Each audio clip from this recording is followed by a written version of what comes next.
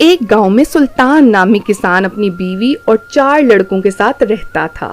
سلطان کھیتوں میں محنت مزدوری کرتا تھا اور اپنے کنبے کو کھلایا کرتا تھا، لیکن اس کے 4 لڑکے سست تھے جو اسی طرح گاؤں میں گھومتے پھرتے۔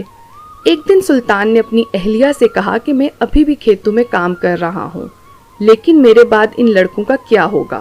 انہوں نے تو کبھی سخت محنت نہیں کی، یہ تو کبھی کھیت میں نہیں گئے۔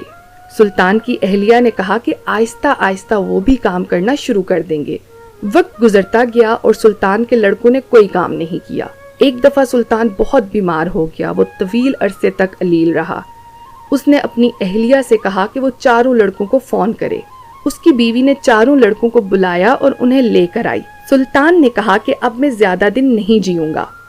سلطان پریشان تھا کہ اس کے جانے کے بعد اس کے بیٹوں کا کیا بنے گا، اسی لیے اس نے کہا کہ بیٹے، میں نے اپنی زندگی میں جو کچھ بھی کمایا ہے وہ میرے کھیتوں کے نیچے ہے، میرے بعد آپ اس سے خزانہ نکال لینا اور آپس میں بانٹ لینا۔ یہ سن کر 4 لڑکے خوش ہو گئے۔ کچھ عرصے کے بعد سلطان کی موت ہو گئی۔ سلطان کی موت کے کچھ دن کے بعد اس کے لڑکے دفن شدہ خزانہ تلاش کرنے کے لیے کھیت میں گئے۔ انہوں نے صبح سے شام تک سارا کھیت کھود ڈالا، لیکن انہیں کوئی خزانہ نظر نہیں آیا۔ لڑکے گھر آئے اور اپنی والدہ سے کہا، ماں، باپ نے ہم سے جھوٹ بولا، ہمیں کھیتوں میں کوئی خزانہ نہیں ملا۔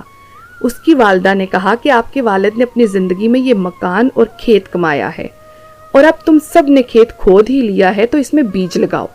اس کے بعد لڑکوں نے بیج بویا اور ماں کی ہدایت کے مطابق پانی دیا۔ کچھ عرصے کے بعد فصل پک کر تیار ہو گئی۔ لڑکے نے اسے بیچ کر اچھا منافع کمایا، جس کے بعد وہ اپنی والدہ کے پاس پہنچے۔